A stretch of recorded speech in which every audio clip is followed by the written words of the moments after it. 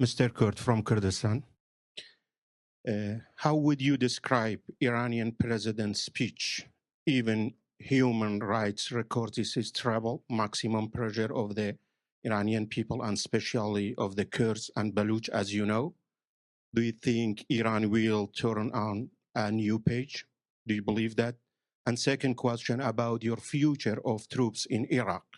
Many security experts, many generals told us that it's very, very important US stay in Iraq and cooperate with Iraqi army and especially with Peshmerga to defeat ISIS in Iraq and Syria. Thank you.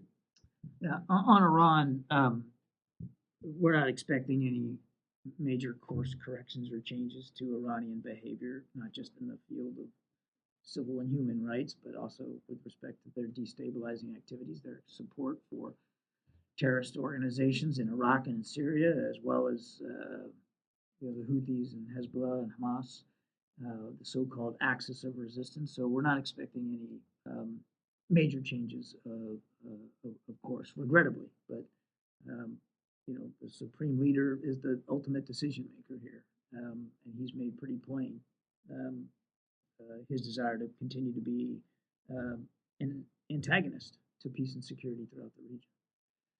On your second question, as you know, there's a higher military commission, the discussion between the United States and Iraq on force posture and what that looks like, but more critically, well beyond force posture, is just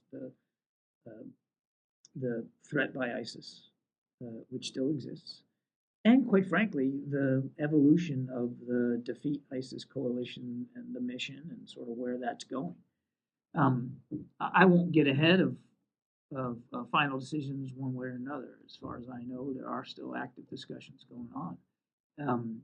But 10 years on, after the Defeat ISIS coalition was formed, 10 years on, ISIS is a different organization. Still viable, still lethal, still dangerous to the people of Iraq, as well as to the American people.